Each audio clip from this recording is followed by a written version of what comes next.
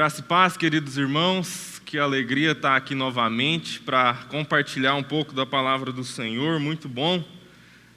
Estou muito alegre com tudo o que Deus fez para nos trazer até esse dia, a comemoração da Reforma Protestante, o Dia das Crianças e esse tema e essa discussão sobre novo normal e como que a gente está encarando tudo isso. É muito bom perceber como que Deus tem feito todas as coisas. É uma satisfação compartilhar a palavra do Senhor e às vezes para mim fica um pouco... É um desafio aqui, porque geralmente estou nos bastidores e aí eu sempre fico meio dividido, mas graças a Deus o Senhor deu graça. A gente vai poder meditar um pouco na palavra dele hoje. Bom, sem delongas, eu quero te convidar para o livro de Hebreus, capítulo 10. Você que está na sua casa, você pode abrir aí o seu celular, ou de preferência a Bíblia de papel mesmo. Hebreus capítulo 10. Vamos ler a partir do versículo 19. Que diz: Portanto, irmãos, temos plena confiança para entrar no Santo dos Santos, pelo sangue de Jesus, por um novo e vivo caminho que ele nos abriu por meio do véu, isto é, do seu corpo. Temos, pois, um grande sacerdote sobre a casa de Deus. Sendo assim, aproximemo-nos de Deus com o coração sincero e com plena convicção de fé, tendo os corações aspergidos para nos purificar de uma consciência culpada e tendo os nossos corpos lavados com água pura. Apeguemo-nos com firmeza à esperança que professamos, pois aquele que prometeu é fiel. Graças a Deus por sua palavra. Vamos ter mais uma palavra de oração. Deus, muito obrigado por essa manhã. Muito obrigado, ó Deus, pelo renovo que essa manhã significou para nós aqui na nossa cidade, que estávamos, ó Deus, passando por dias de tribulação de fato, ó Deus, pelo clima, pelo calor.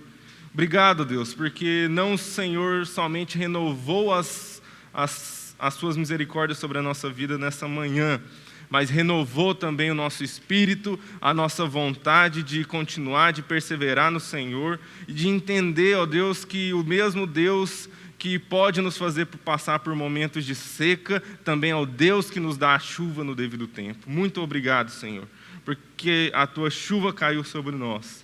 E de igual modo, ó Deus, que a chuva do Teu Espírito Santo recaia sobre nós abundantemente, que a graça do Senhor abunde na nossa vida nessa manhã, nos dê entendimento da Tua palavra, Deus, nos faz ir até o profundo daquilo que o Senhor tem para ensinar aos nossos corações nesse dia. Nós oramos ao Senhor em nome e para a glória de Jesus. Amém, graças a Deus. Bom, como é o tema da nossa série, Reformando o Normal, a gente está aí tentando dialogar com o grande tema do momento na nossa sociedade, o novo normal. Eu diria que, para mim, pessoalmente, eu penso que talvez essa coisa de novo normal não pegue tanto assim como parece querer pegar. Primeiro porque uma coisa nova no Brasil, para ser nova de verdade, ela tem que ser pelo menos um nome em inglês. Então, talvez, se fosse New Normal, as pessoas até poderiam aderir mais, né? Tipo, é igual pensar em coach. Se chamasse o cara de treinador, ninguém ia fazer coaching, porque a gente precisa de um nome em inglês para as coisas pegar no Brasil. Então, eu acho que a gente vai acabar ficando um pouco dividido em relação a isso. Mas eu, sinceramente, parafraseando o grande filósofo brasileiro Zeca Pagodinho, em relação ao novo normal, eu realmente me sinto, tipo, nunca vi nem comi, eu só ouço falar.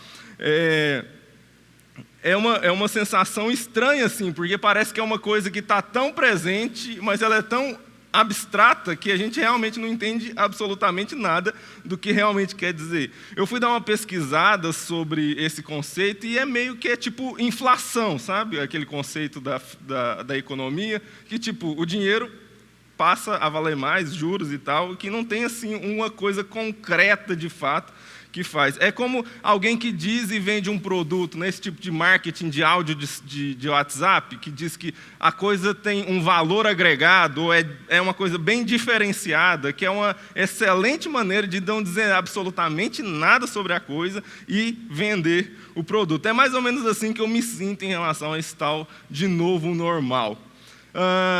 E ele poderia ter mais adesão, eu diria, se a gente tivesse em outro momento histórico.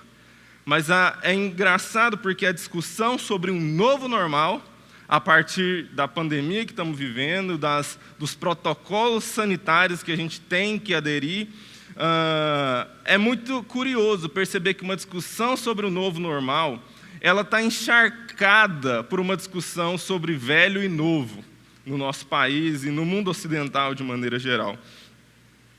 É uma grande discussão se nós vamos viver como viviam os nossos pais ou se nós vamos exigir novas maneiras de viver e de se comportar para os nossos filhos. Uma guerra entre passado e futuro. E essa guerra, ela é basicamente pautada no novo esporte favorito dos brasileiros.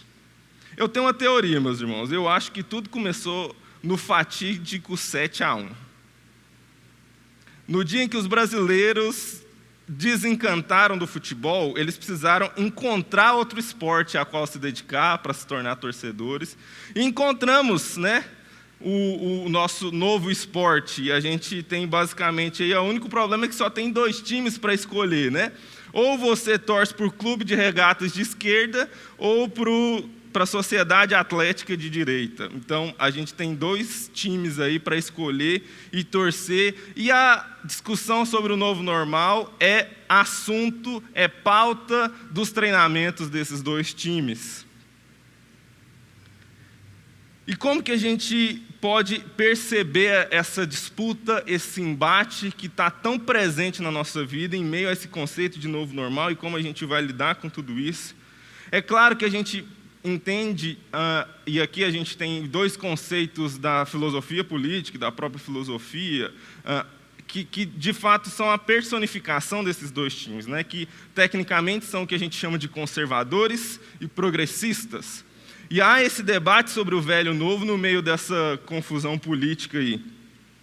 Se de um lado dos conservadores há um tal fervor pela manutenção da vida como era antes da pandemia, ao ponto de alguns mesmo negarem a existência dela, do lado dos progressistas, nós temos essa ansiedade pela premonição do que virá, essa vontade muito grande de dizer para todo mundo qual será o novo, essa irritante reivindicação pelo monopólio da construção de um mundo melhor, como se os progressistas fossem os donos do politicamente correto, como se eles fossem os donos do que é bom para a humanidade. E não é assim que nós entendemos. Bom, mas qual é então, a gente pensar sobre normal, é pensar sobre protocolo. Nós, seres humanos, somos seres de protocolos, nós somos seres de rotina, de rituais, de hábitos. A normalidade é parte intrínseca da experiência humana. Nós, desde que o mundo é mundo, a construção da civilização humana é um processo para se construir um protocolo de existência. Como nós viveremos, quais são as coisas que nós faremos e as que não faremos para que a vida se perpetue, para que nós continuemos a existir. E essa coisa de desenvolver uma normalidade é muito parecida com o próprio conceito que a gente usa muito nos religiosos, do ritual. Hábito é ritual. Então há uma aura espiritual em torno da construção de hábitos, de normais para a nossa vida. É por isso que você já ouviu aquela expressão que fulano de tal faz tal coisa religiosamente. Os hábitos são uma experiência espiritual na vida humana. E sendo uma experiência espiritual, a grande pergunta é quem tem de fato autoridade espiritual para dizer para qualquer ser humano qual é o ritual, qual é o normal, qual é o protocolo? Quem tem os direitos sobre o normal?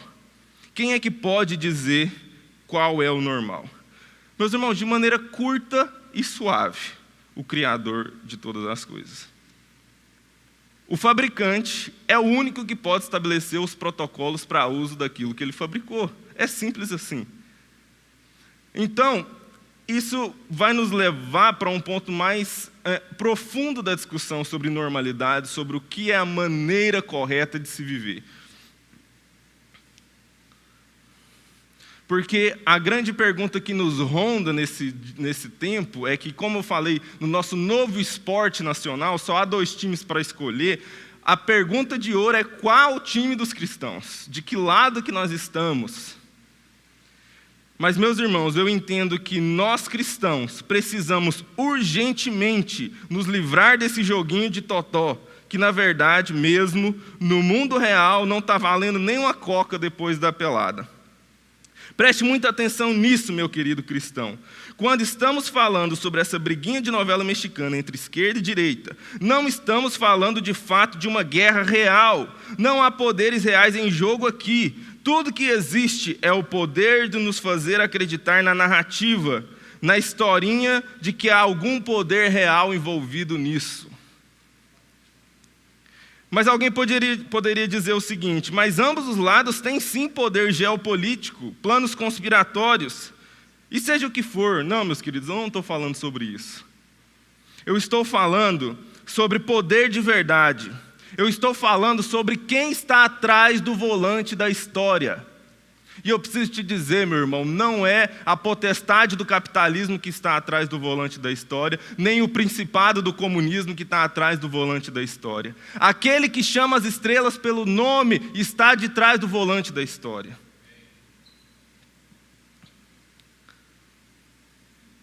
Aquele que sustenta toda a existência com suas próprias mãos. Eu estou falando sobre quem pode chamar as estrelas pelo nome. Eu estou falando sobre quem dá a todos fôlego, vida e tudo o mais. Estou falando quem de fato pode estabelecer o normal, que fez o sol para governar o dia e a lua à noite, que estabeleceu o protocolo para que trabalhássemos 6 dias e descansássemos 1.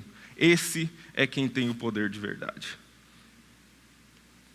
Por isso, meus irmãos, sinceramente me irrita muito quando cristãos compram qualquer dessas narrativas, porque uma comparação ínfima sobre isso seria dizer que nós trocamos uma Ferrari por uma mobilete.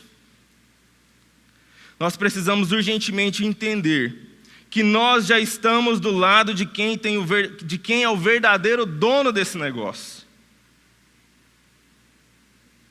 Aquele a quem servimos é quem estabelece o tempo e o modo para toda a existência. E uma vez que compreendemos que o jeito cristão de viver não é uma espécie de normal religioso, o que a fé cristã está apresentando para a humanidade não é a forma como se comporta religiosamente. O que a fé cristã está apresentando para a humanidade é como simplesmente ser humano. Jesus Cristo foi o humano por excelência que pisou sobre a face da terra. Quando a gente olha para Ele, o que a gente quer fazer vendo Ele, nos espelhando nele, é aprender não a ser anjo, não a ser Deus, é simplesmente aprender a ser humano, porque o jeito de Jesus é o jeito certo de ser humano, porque Ele criou o ser humano. E então nós finalmente vamos parar de querer enfiar Deus dentro de qualquer caixinha ideológica que a gente ache mais bonitinha e passaremos a finalmente submeter qualquer novo normal ao tribunal de Cristo e jamais o contrário. São as ideologias, são as filosofias, são os normais que precisam do aval de Cristo e não Cristo que precisa do aval de nenhum deles. São eles que precisam se ajoelhar diante da majestade e perguntar qual é o normal. Então, meus irmãos, se é o eterno que pode estabelecer o normal, se o Senhor sobre todas as coisas, o Deus e Pai de nosso Senhor Jesus Cristo, é o único detentor dos direitos sobre o normal, nós entendemos que se o normal foi estabelecido por um Deus eterno, ele foi eternamente estabelecido. Se o normal foi estabelecido por um Deus eterno, ele foi eternamente estabelecido. Por isso, nós não precisamos de um novo normal. Nós só precisamos aprender a viver o normal que sempre foi, independente das circunstâncias.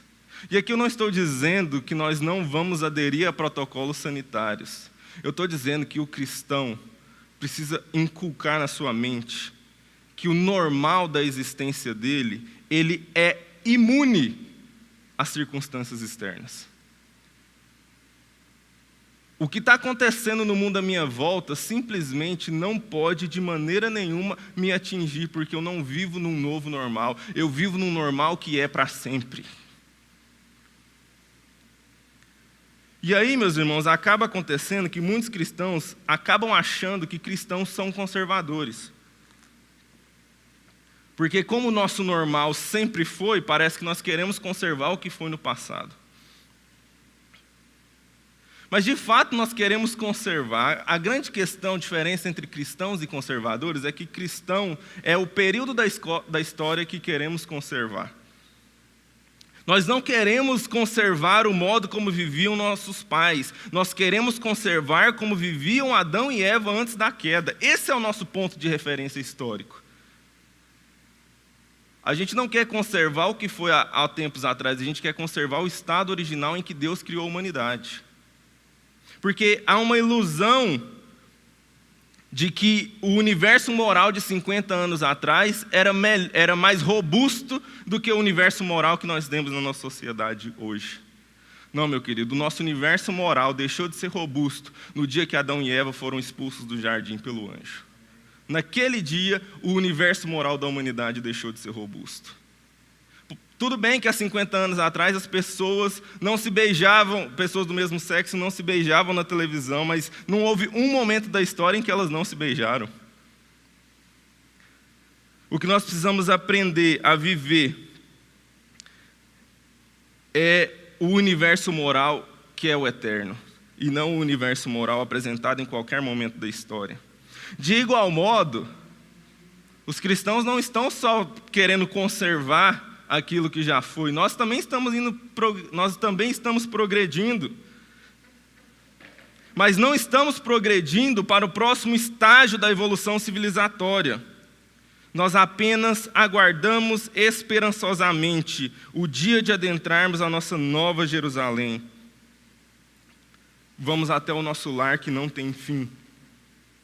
O nosso novo normal, o nosso normal que é para sempre, onde não haverá choro, nem dor, nem pranto.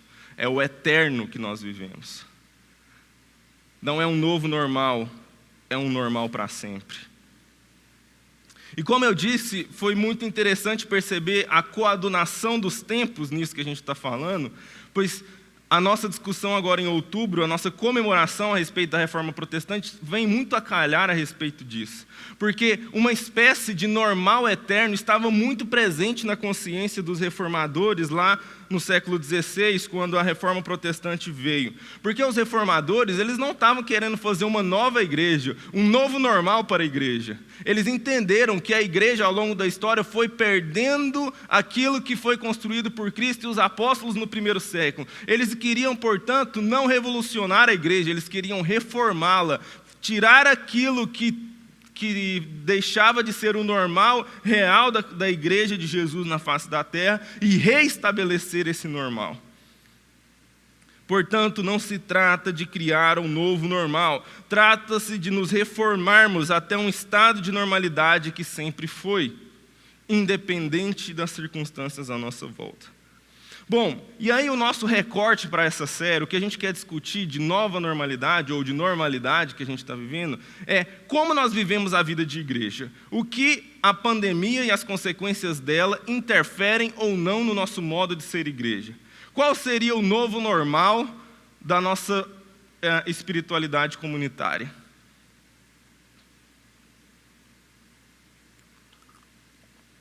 Qual é o protocolo que nós devemos seguir para ser igreja? E o que eu quero refletir um pouco com os irmãos hoje, como um exemplo de tudo isso, pegando esse tema de hoje, que é falar sobre o clero, sobre a elite religiosa, é refletir que talvez o nosso problema não é que o novo normal está afetando o nosso modo de ser igreja, mas é a nossa falta de entender e aplicar na nossa vida o normal que sempre foi, que de fato está interferindo no nosso modo de ser igreja. Bom, vamos lá. O clero. Esse é um tema que eu sempre me foi muito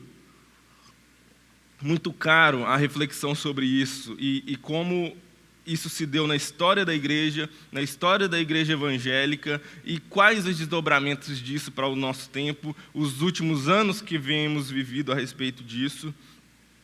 Mas para falar sobre clero, é muito importante responder uma pergunta. A grande questão sobre clero está lá no Salmo 24, capítulo 3. Há um problema aqui da humanidade que o clero se apresenta como solução. O problema, o Salmo 24, verso 3, faz duas perguntas. Quem poderá subir o monte do Senhor? Quem poderá entrar no seu santo lugar? Na semana passada, o André trouxe uma reflexão para a pergunta que é: como nós podemos nos relacionar com a divindade? Quais são os termos, quais são os protocolos? Só que aí, ao longo da história, e desde o começo dessa história, a humanidade percebeu uma coisa muito importante. Não só precisamos de um protocolo, precisamos de um normal para se lidar com Deus, mas a gente começa a perceber que, diante do Deus Todo-Poderoso, Criador dos céus e da terra, todos nós somos grupo de risco. Grupo de risco para nós mesmos. A gente começou a entender que, à medida que a gente se aproximava de Deus, a gente corria um risco enorme de deixar de existir, de ser aniquilados. Tamanha a distância, o distanciamento social entre Deus e a humanidade é gigantesco. Esse problema, a gente precisa lidar com ele. Senão, não haverá como ter vida espiritual, vida religiosa. Desde que a humanidade deixou o jardim, lá em Adão e Eva, que tinha o chá da tarde com Deus, todas as virações do dia, a humanidade começou a perceber o quão distante ela estava do eterno. É interessante, porque essas perguntas do Salmo 24 que a gente acabou de falar aqui, elas vêm depois da afirmação do salmista, que ele diz, Salmo 24, 1 e 2, ao Senhor pertence a terra e tudo que nela se contém, o mundo e os que nele habitam, fundou a ele sobre os mares e sobre as correntes a estabeleceu. A humanidade olha para esse Deus que toda a terra e todos na terra pertencem a ele, olha para si próprio e fala: cara, é impossível estabelecer qualquer relação. Estamos muito distantes, muito pecadores, muito fora da realidade de quem é a divindade, de quem é Deus. E aí se estabelece a necessidade de uma intermediação. Se estabelece a necessidade de que o homem, não conseguindo se relacionar diretamente com Deus, ele precisaria de algum intermediário, de um despachante, para poder ele levar a sua demanda para o despachante e o despachante levar até o eterno as suas demandas e as suas questões. Isso começa de maneira mais evidente quando o povo de Israel acaba de ser liberto do Egito, na narrativa bíblica. Depois de tudo que aconteceu lá, a Amora deu uma aula para a gente hoje sobre as pragas do Egito. Depois de ver tudo aquilo que aconteceu lá, eles chegam até o monte de Deus, o monte onde a santidade, a glória e a majestade do Deus, a qual a terra toda pertence, e o mundo e os que nele habitam. E aí eles se deparam com uma cena aterrorizadora que demonstra claramente essa distinção entre Deus e o homem, entre eterno e transitório. Lá em Êxodo capítulo 20, os versos 18 a 21 dizem: todo o povo presenciou os trovões e os relâmpagos, e o clangor da trombeta, e o monte fumegante. E o povo, observando, se estremeceu e ficou de longe. Disseram a Moisés: fala-nos tu, e te ouviremos, porém, não fale Deus conosco para que não morramos.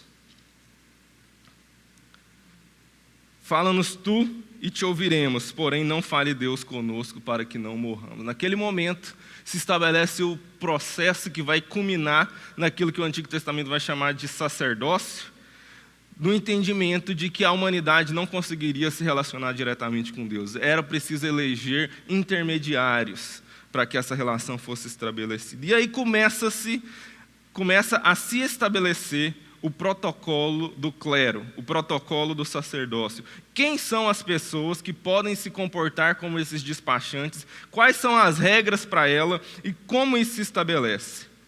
E aí a gente vai caminhar um pouco pelo livro de Hebreus. O livro de Hebreus foi escrito só para nos dizer uma coisa que a gente vai chegar lá no final, já vou dar um pequeno spoiler. Só existe um mediador entre Deus e os homens. E toda a história da narrativa bíblica vai ser para culminar nesse ponto em que esse único e definitivo mediador é estabelecido. Já vou te dar um spoiler, é Jesus, tá bom? Mas Hebreus capítulo 5, a partir do versículo 1, vai explicar como que esse processo funcionava. Olha só, todo sumo sacerdote, Hebreus capítulo 5, todo sumo sacerdote é escolhido dentre os homens e designado para representá-los em questões relacionadas com Deus e apresentar ofertas e sacrifícios pelos pecados. Ele é capaz de se compadecer dos que não têm conhecimento e se desviam, visto que ele próprio está sujeito à fraqueza. Por isso ele precisa oferecer sacrifícios por seus próprios pecados, bem como pelos pecados do povo. A gente vai entender aqui, eu vou falar alguns exemplos sobre esse comportamento, sobre essa dinâmica, esse protocolo do sacerdócio, mas Hebreus está dizendo aqui que era um protocolo ineficaz, era um respirador meio duvidoso, não era vacina, era ivermectina, entendeu? O Hebreus está dizendo aqui, o livro de Hebreus está dizendo que era uma solução paliativa para o problema da relação do homem com Deus. Primeiro é o seguinte, se a gente entende que é um Deus dono de todas as coisas, infinitamente santo, o Deus lá do monte que fumega, pega fumaça, estremece, no mínimo o protocolo que se estabelecesse para essa relação entre Deus e o homem ia ser um protocolo extremamente extremo, vamos dizer assim. Davi experimentou isso muito bem. Lá em 1 Crônicas, no capítulo 13, verso 9, vai falar sobre um fato muito curioso que aconteceu. O povo de Israel pecou, desobedeceu a esse Deus eterno, todo-poderoso, super grandioso. Ele deixou os filisteus irem lá e atacarem e vencerem a batalha contra eles e levarem para a sua cidade a Arca da Aliança, que era o símbolo máximo dessa presença, dessa glória, dessa diferença entre Deus e o homem. E aí há todo um processo lá e tal, os filisteus são punidos também, porque essa presença da glória começa a trazer problemas para eles lá também, e o povo vai trazer com alegria, depois de muito tempo, essa Arca da Aliança de volta para Jerusalém. E eles resolvem colocar ela sobre um boi para trazer, que não era o protocolo estabelecido. Não colocaram máscara antes de levar a Arca da Aliança. O fato é que era para ser carregado por 4 homens, cada um segurando uma haste de um dos lados, e levando a arca em direção a Jerusalém. Eles colocaram em cima de uma carroça com um boi, diz que os bois tropeçaram e o carreteiro que estava conduzindo os bois, segurou com a mão para a arca não cair no chão. Na hora que ele encostou a mão, caiu morto, na hora. E a gente fica, nossa, mas Deus é muito... Como que ele mata o cara só porque ele encostou? Sim, esse Deus, ele é desse tamanho. Às vezes a gente não tem muita dimensão do quão grandioso, eterno e todo-poderoso ele é todo-poderoso, todo poder reside nele. O fato de nós existirmos, mesmo contrariando as suas leis, não sendo santos, sendo pecadores, é nosso lucro. A própria existência não é direito nosso diante desse Deus eterno. Bom, quando esse protocolo do sacerdócio é estabelecido, só para vocês terem uma ideia de como a coisa era séria, primeira coisa, havia o lugar específico da presença de Deus, não somente essa Arca da Aliança, mas havia no templo ou no tabernáculo, haviam 3 seções, o átrio, o santo lugar e o santo dos santos. É muito curioso, porque é totalmente diferente da nossa ideia de templo hoje. Primeira coisa, nenhuma pessoa entrava no espaço do templo, nenhuma pessoa, nenhum fiel entrava. Somente os sacerdotes, somente os mediadores podiam entrar em qualquer uma dessas partes do templo. No átrio eram feitos sacrifícios para aplacar a ira de Deus contra os nossos pecados. No lugar santo eram oferecidos incensos. E no lugar santíssimo, a câmara mais interior do templo era o lugar onde residia essa arca da aliança que simbolizava essa presença do glorioso e do eterno. Somente um dos sacerdotes, o sumo sacerdote, o principal dos sacerdotes, poderia entrar nesse lugar chamado Santíssimo. E ele só poderia fazer isso uma vez por ano. E sabe qual era o protocolo para que isso acontecesse? Diz que as vestes sacerdotais, ela foi construída com sinos nas orlas das vestes. Porque era preciso tomar as precauções para estar diante do Deus infinitamente santo, como a história lá dos bois que tropeçaram. E para que servia esses sininhos na borda da veste dele? Era para os sininhos ficarem tocando enquanto ele estivesse lá dentro. Então o que eles faziam? Eles amarravam uma corda no pé do sacerdote, deixavam ele entrar lá para oferecer incenso diante da arca, e ele tinha que, de alguma forma, devia ser uma cena bem curiosa, né? Porque ele tinha que ficar fazendo barulho com aquele sininho. Então ele dava uma dançadinha lá diante de Deus, tal. E se o sininho parasse de tocar, o pessoal entendia que aquele sacerdote não estava com todos os protocolos ok, então eles puxavam a corda que estava amarrada no pé, porque ninguém poderia entrar lá dentro para poder buscar o corpo.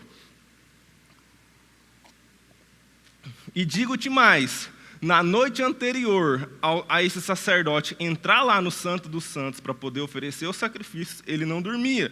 Ele simplesmente passava a noite em claro, lendo a lei de Deus, para não correr o risco de dormir e sonhar algo que fosse pecaminoso.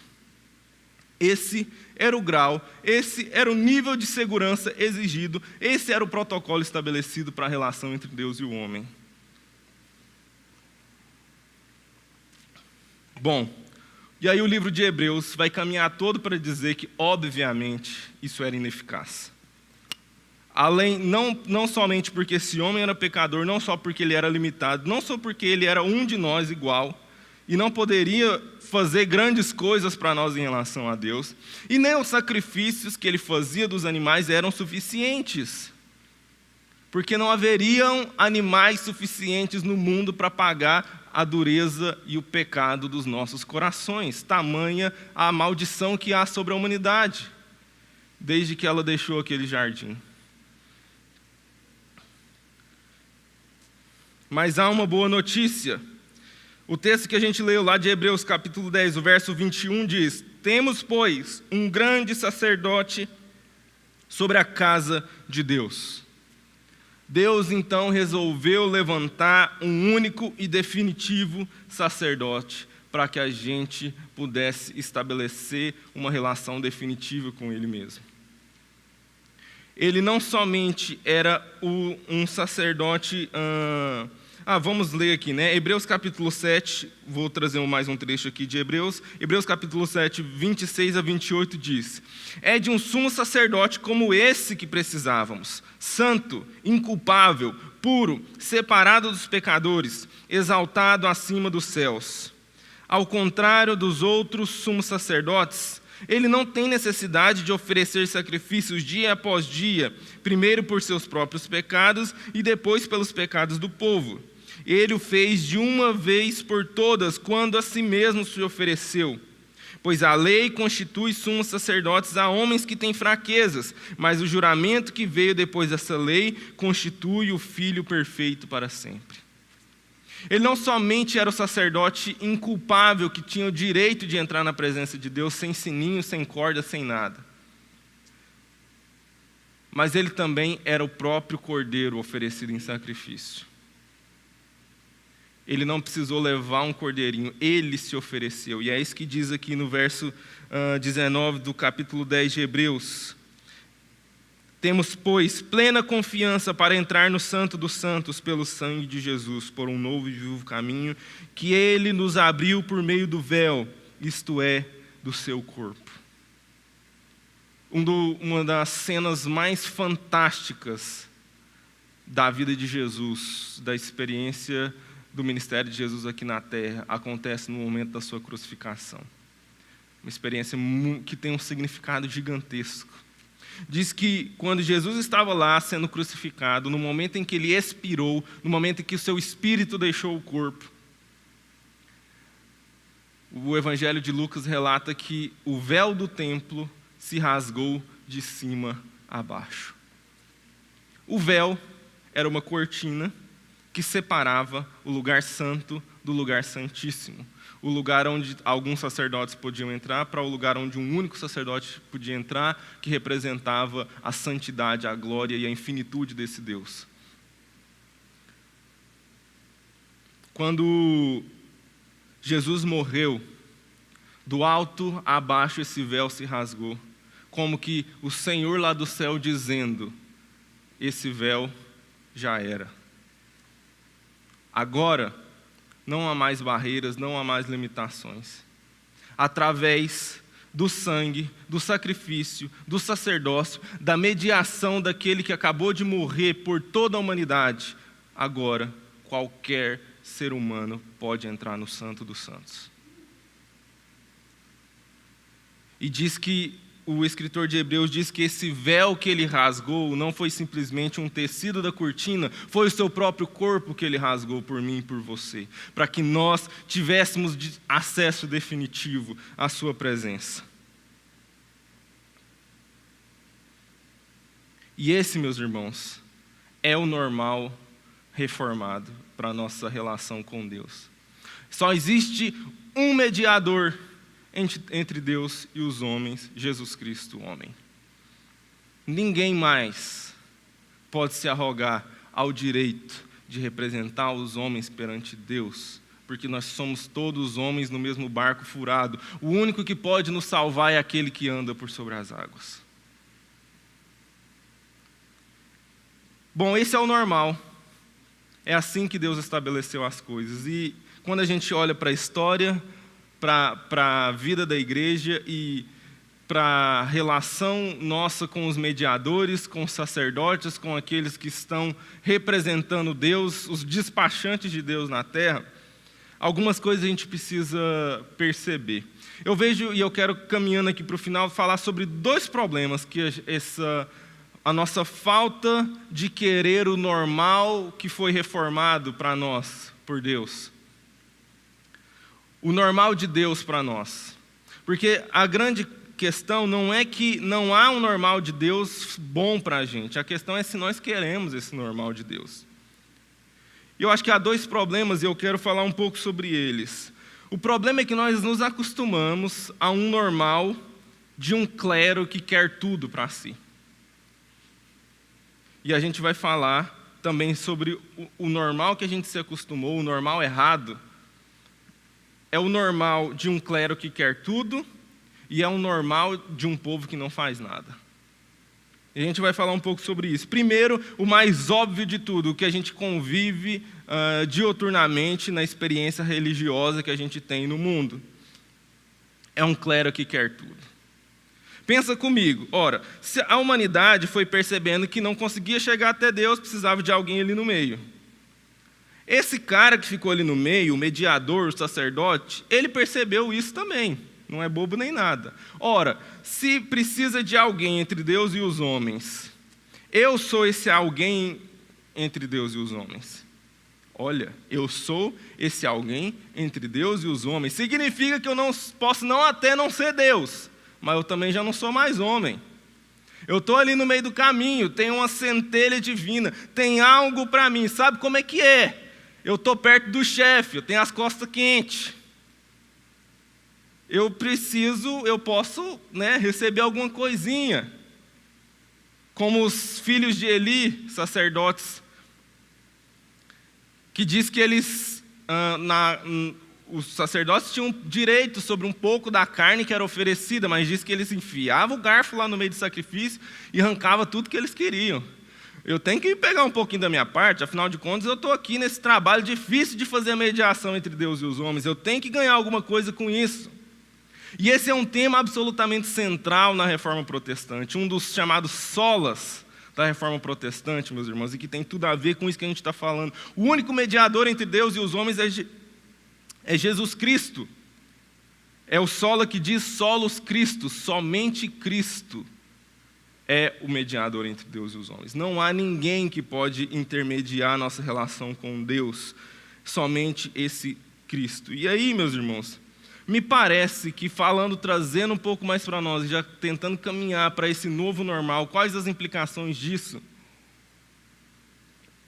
Pensa comigo, isso é uma coisa que está conversada, estabelecida há mais de 500 anos, desde a Reforma Protestante, pelo menos nesse nosso ambiente da igreja moderna. Mas me parece que principalmente a questão do clero é algo que os protestantes assim meio que dá uma... sabe como é, né? Não vamos assim também ser tão radical. Talvez não precisava reformar tanto assim. Meus irmãos, vou falar uma coisa bem sinceramente. Esse talvez seja o esqueleto no armário da igreja. Porque a gente até fala que Jesus é o único mediador, mas nós queremos, de alguma forma informal ainda, ter os nossos sacerdotes, ter os nossos representantes, ter aquele que mete o garfo na carne.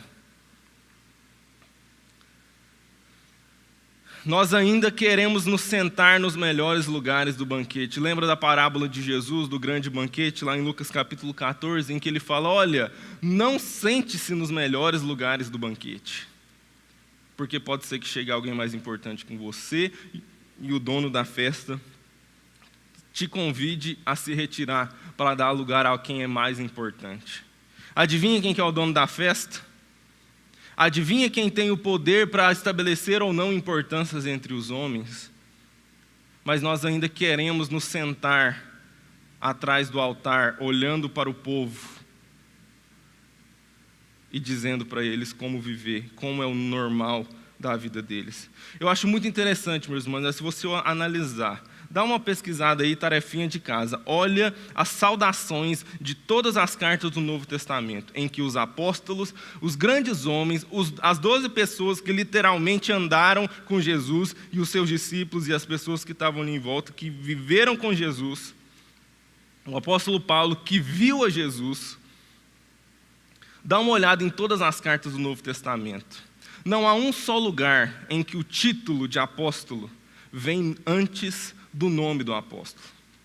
Todas as cartas começam assim: Paulo, chamado para ser apóstolo. Pedro, chamado para ser apóstolo. Isso nos diz duas coisas muito importantes. Primeiro, que o meu nome, Pedro, tem mais valor diante de Deus do que qualquer título. Essa é a primeira coisa básica. Porque a gente entendeu e começou a aprender que eu preciso de um título antes do meu nome para dizer que eu tenho alguma importância diante de Deus.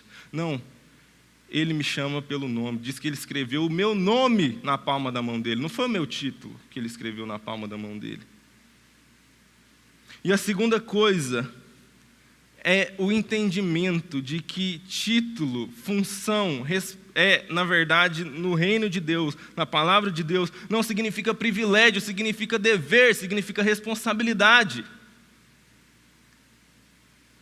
Nós somos chamados a viver a responsabilidade do dom que Deus nos deu e não o privilégio desse dom. Esse é o chamado de Deus. Mas é muito triste perceber que nós vivemos ainda hoje, 2020, ainda no contexto da igreja evangélica, pastores que deixaram de alimentar as ovelhas e ovelhas que só existem para alimentar os pastores. E aí, meus irmãos, a pandemia entrou com 2 pés no peito. Porque sem aglomeração de ovelha, não tem como alimentar o pastor. Não tem como exaltar o pastor. Like, visualização no YouTube, até dá alguma coisinha, mas um auditório lotado, com gente ovacionando um homem lá na frente, colocando-o num lugar que não é dele, de semideus, não é possível nesse contexto que a gente está vivendo. Então, o normal nosso, nesse momento de pandemia, no que diz respeito aos nossos dons, aquilo que Deus nos chamou para fazer pela igreja de Deus, o que mudou? Mudou nada.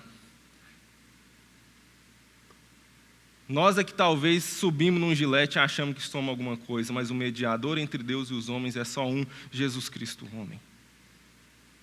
Não há outro nome dado entre os homens, não há. A quem pertence toda honra, toda glória e todo louvor. E a gente lembra desse outro solo da Reforma Protestante, só lhe deu glória, somente a Deus toda glória. Pois convém que nós diminuamos e que Ele cresça. Essa é a experiência do normal eterno da Igreja de Jesus. E o outro problema, que é consequência desse, é que se por um lado a gente se acostumou com o normal de um clero que quer tudo, a gente também se acostumou de um povo que não faz nada. Porque esse é um ciclo vicioso. É um rei que quer reinar e um povo que quer um rei. É a experiência do povo de Israel lá no final de Juízes, quando eles pedem um rei. Eu quero que alguém governe sobre mim, eu quero que alguém me diga o que fazer da minha vida, eu quero que alguém mande em mim. Essa experiência é extremamente comum. Você vai perceber isso, qualquer seita que surge aí no mundo, ela tem essa premissa muito básica, assim. Tem um seriado meio maluco que eu assisti esse tempo, Umbrella Academy, na Netflix, em que o carinha lá, ele é um doido, assim, um bêbado, e não sei o quê. Ele chega, viaja no tempo e tal, vai lá para a década de 60, e as pessoas veem que ele tem 2 tatuagens na mão, um trem bem viajado lá. Enfim, sei que ele cria a seita dele, é impressionante.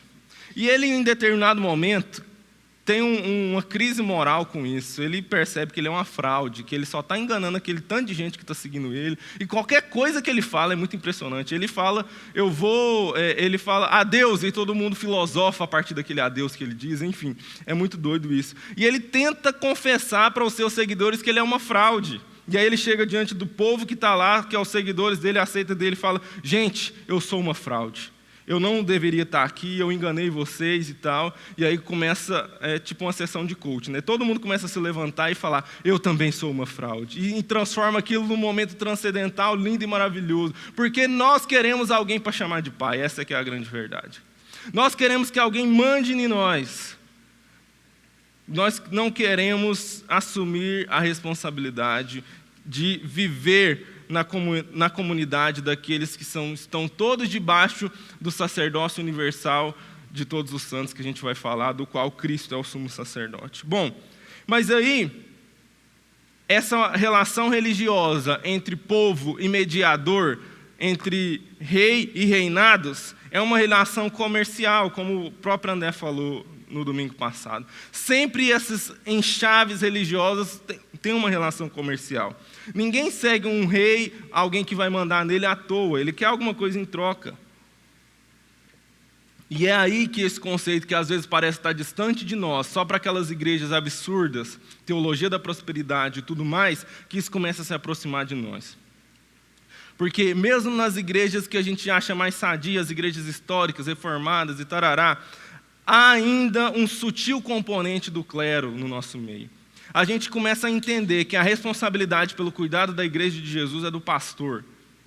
Se a responsabilidade é do pastor, privilégio dele, eu dou presente para ele, eu exalto ele, eu deixo ele sentar na frente do púlpito, eu puxo o saco dele, mas eu quero um serviço bem feito e bem prestado. Por favor, pastor, me sirva, faça a igreja acontecer, porque eu quero sentar e desfrutar do serviço. Muito obrigado. Estou pagando a conta, aliás, o dízimo lá, depositado todo mês, para que eu possa sentar-me e ser servido por esse clero. E aí, meus irmãos, é onde a gente percebe muito claramente, essa pandemia está mostrando isso, esse novo normal está mostrando para a gente. A legião de pastores destruídos, acabados, trucidados, porque entraram no ciclo vicioso de um pastor que manda das ovelhas que são mandadas, de um pastor que faz de ovelhas que recebem. Numa relação que está ali entre eles, percebe que Jesus nem entrou. O mediador entre Deus e os homens não está nem participando dessa relação. É um ciclo vicioso que está só aqui no nosso meio. Ele não se comunica com Deus que está lá no céu. E aí a gente tem, de fato, esse conceito extremamente importante da reforma protestante, que é o sacerdócio universal de todos os crentes. Se Cristo é o nosso sumo sacerdote, morreu por nós, significa que agora podemos entrar no santuário, ou seja, todos nós somos sacerdotes. Todos. 1 Pedro 2,9: vocês, porém, são geração eleita, sacerdócio real, nação santa, povo exclusivo de Deus, para anunciar as grandezas daquele que os chamou das trevas para a sua maravilhosa luz.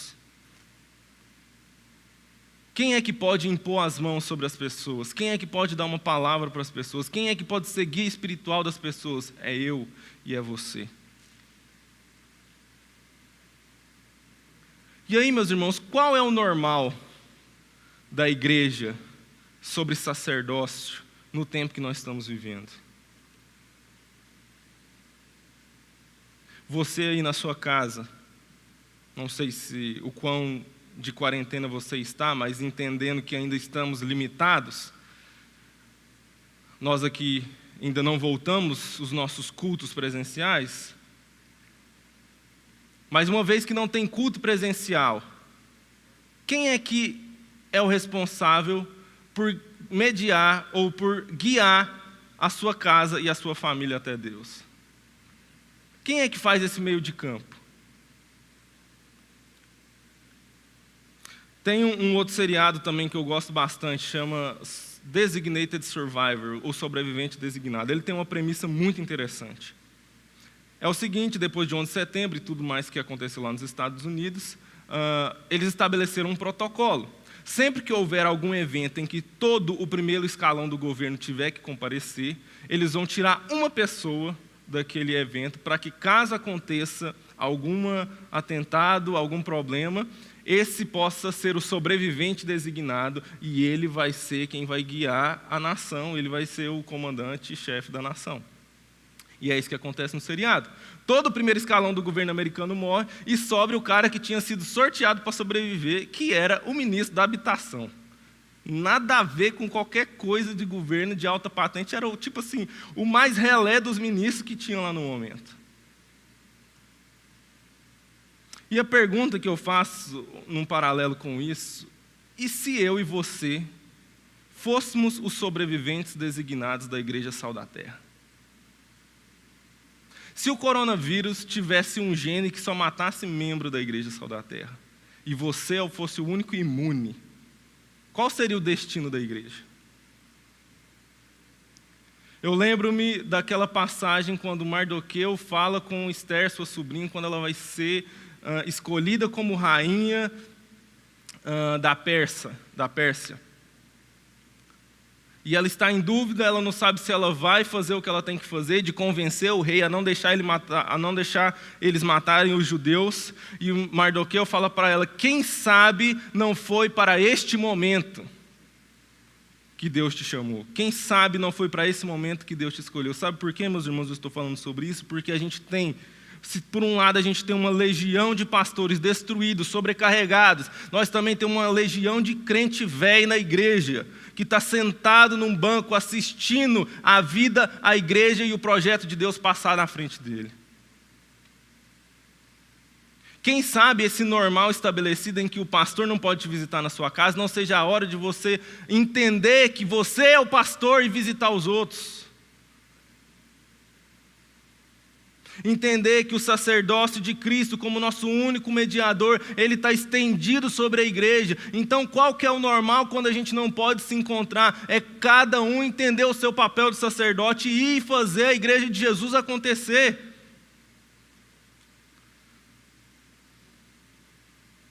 Porque nós tivemos a influência de um vírus que nos atingiu e trouxe várias complicações. Mas nós nunca passamos pelo que os primeiros cristãos de Jerusalém passaram, quando a cidade foi destruída, quando eles foram perseguidos e dispersos. O que teria acontecido com a igreja se eles entendessem que somente os apóstolos tinham o direito e o dever de fazer a igreja acontecer? Porque quando a perseguição apertou em Jerusalém, os cristãos comuns, gente que não era diácono, presbítero, não era nada, foram espalhadas pelo mundo. E quando isso aconteceu, Ao contrário do evangelho diminuir, ele fez foi expandir, ele fez foi alcançar novos lugares, porque eles entendiam o seu papel. Me diz, meus irmãos, o que aconteceria hoje se a nossa comunidade passasse por uma perseguição extrema e você fosse mandado para um lugar onde você fosse o único cristão lá? O que seria da igreja de Jesus? O que iria acontecer na sua vida ou através da sua vida? Quem sabe não foi para esse momento que Deus te trouxe. A grande verdade é que a maioria de nós cristãos está a vida inteira, desde a escolinha bíblica, lá na nossa igrejinha antiga, sendo treinado para momentos como esse. Então qual é a influência do novo normal sobre a igreja de Jesus? Nenhuma, porque a gente vai continuar fazendo o que a gente deveria ter sempre feito. Viver a igreja de Jesus. Personificar uma expressão que a gente tem usado muito aqui, sermos pastores da cidade. Essa não é a reunião das ovelhas, essa é a reunião dos pastores. Esse é um congresso de liderança, para que você possa ir e liderar todos aqueles que Deus tem para te dar nas mãos.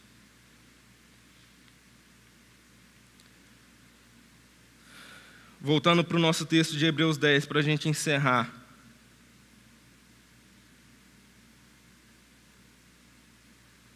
Quero voltar um pouco e ler a partir do versículo 16. Aliás, versículo 15, que ele faz uma referência lá a Jeremias capítulo 31. Esta é a aliança que farei com eles depois daqueles dias, diz o Senhor. Porei as minhas leis em seu coração e as escreverei em sua mente, e acrescenta, dos seus pecados e iniquidades não mais me lembrarei. Se a gente for lá no texto de Jeremias, no capítulo 31, versículo 34, vai dizer o seguinte: não ensinará jamais cada um ao seu próximo, nem cada um ao seu irmão, dizendo, conhece ao Senhor, porque todos me conhecerão, desde o menor até o maior deles, diz o Senhor, pois perdoarei as suas iniquidades e dos seus pecados não me lembrarei. Voltando para Hebreus, capítulo 10, versículo 19. Portanto, irmãos, temos plena confiança para entrar no Santo dos Santos pelo sangue de Jesus. Entenda, meu irmão, que não é dever, é privilégio. A barreira que existia para mim e você acessar a presença de Deus foi destruída. Podemos com confiança adentrar até os oráculos de Deus, obter dele respostas e ir até os perdidos e os alcançar. Levar até eles tudo aquilo que o Senhor depositou sobre a nossa vida e sobre o nosso coração. Porque Ele fez para nós, versículo 20, não um novo normal, mas um novo e vivo caminho que Ele nos abriu por meio do véu, que é o seu corpo. Versículo 22, sendo assim, aproximemo-nos de Deus com o coração sincero e com plena convicção de fé, tendo os corações aspergidos para nos purificar de uma consciência culpada e tendo os nossos corpos lavados com água pura, apeguemo-nos com firmeza à esperança que professamos, pois aquele que prometeu é fiel. Nós vamos conservar tudo aquilo que o Senhor nos deu, entendendo qual é o normal, que é eterno, e vamos progredir em esperança, sabendo que no Senhor nosso trabalho não é em vão e que todas as coisas serão redimidas por aquele que rasgou o véu. Vamos orar?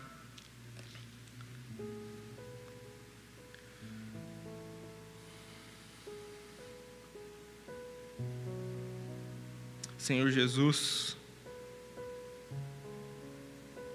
pedimos permissão para, em Teu nome, sob a Tua mediação, falar ao Pai, para dizer muito obrigado, Senhor. Porque como oramos pela manhã, no início, as Tuas misericórdias se renovaram nessa manhã sobre as nossas vidas e elas foram a única causa de não termos caído mortos.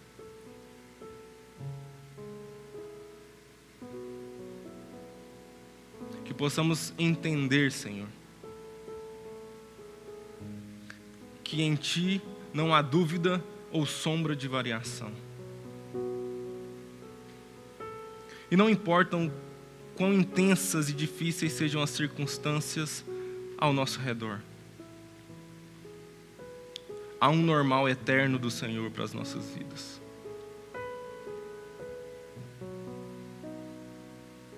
E ajuda-nos a entender e a viver o sacerdócio que o Senhor depositou sobre as nossas vidas. Que compreendendo, vivendo e nos apoiando no sumo sacerdócio que é Teu, na mediação que é Tua, na glória que é Tua, nós humildemente possamos nos espalhar pela terra, sendo sacerdote na vida daqueles que ainda não Te conhecem, sendo pastores das ovelhas que o Senhor tem para cuidar. Ajuda-nos, ó Deus, pois quem sabe não foi para esse momento que o Senhor nos preparou. Desperta dons adormecidos, Senhor. Desperta disposições trancafiadas no coração.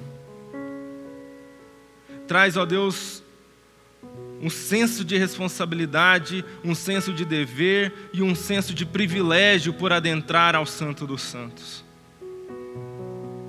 Que os nossos corações, ó Deus, sejam guiados pelo Senhor,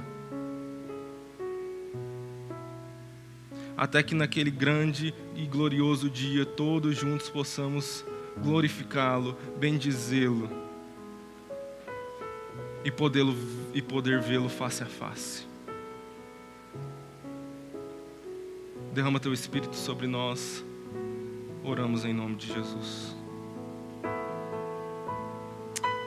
Deus te abençoe, meu querido, uma semana de graça e um normal eterno sobre a sua vida.